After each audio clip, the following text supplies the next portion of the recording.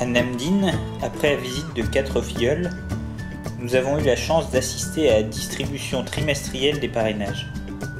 C'est l'occasion de rassembler la trentaine d'enfants du programme autour de quelques activités. D'abord, une petite chanson de remerciement que nous sommes heureux de vous partager.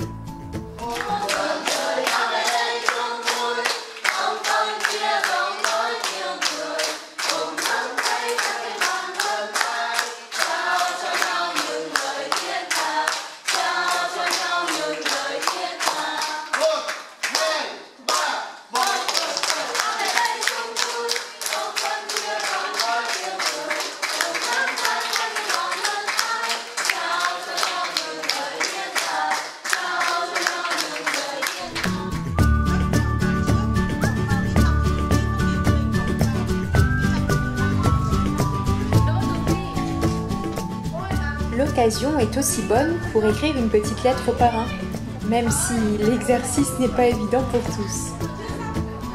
Outre le fait que la culture est ici plus orale qu'écrite, que raconter à un parrain lointain dont on a tant de mal à imaginer la vie si différente d'ici? La responsable du programme est là pour échanger avec les enfants, susciter des idées et les encourager en leur expliquant la richesse et le plaisir qu'ils peuvent apporter à leurs parrains en leur partageant un peu de leur vie quotidienne. Mais l'un des moments les plus attendus est bien sûr la distribution du courrier envoyé par les parrains. Quelle joie on peut lire sur le visage des enfants qui ouvrent les enveloppes et découvrent des encouragements ou surtout des photos qui leur montrent un peu plus de la vie de celui qui leur paraît si loin et avec qui ils ont pourtant un lien si particulier.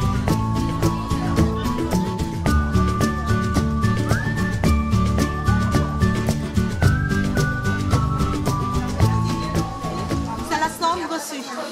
C'est la somme supplément, s'il y en a, certains qu'il y en a. C'est la date de lettre. Ils écrivent les lettres à cette date-là. Là, c'est toutes les lettres qui ont Toutes les lettres qui ont été écrites. Et la date où ils reçoivent des lettres de leurs parents. Donc là, on a l'exemple d'un filleul qui n'en a pas reçu beaucoup. Et la sœur expliquait que souvent les parents disent pourtant on pense beaucoup à lui, mais on oublie.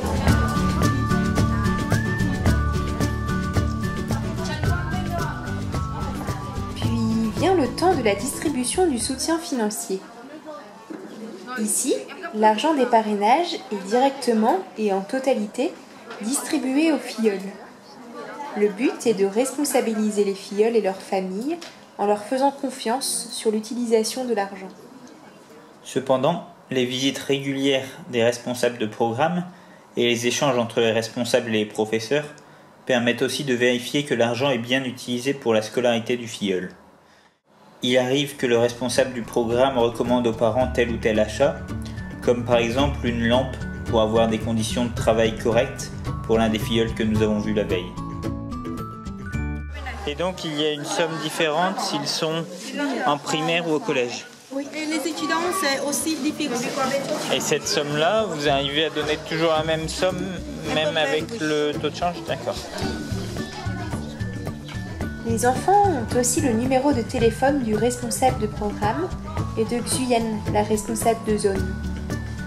Ainsi, ils sont parfois les donneurs d'alerte en appelant parce que leur père consomme l'argent du parrainage en boisson ou en tabac par exemple. Les responsables de programme font alors des visites plus régulières et jouent un vrai rôle d'accompagnement social de la famille. Diverses actions sont aussi mises en place. Par exemple, Juyen a profité d'un don généreux d'un parrain pour installer une bibliothèque et encourager les enfants à la lecture.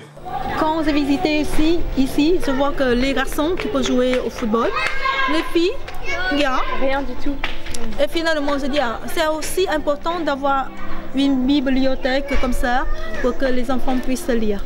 Et comme ça, avec Solange et Pierre, on a fait une bibliothèque ici. Ce sont aussi des parents.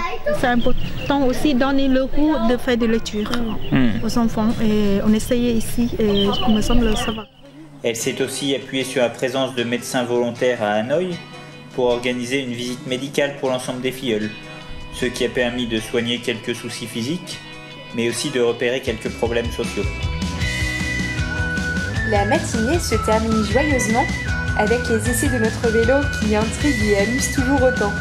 Quelques remerciements chaleureux et une belle photo tous ensemble.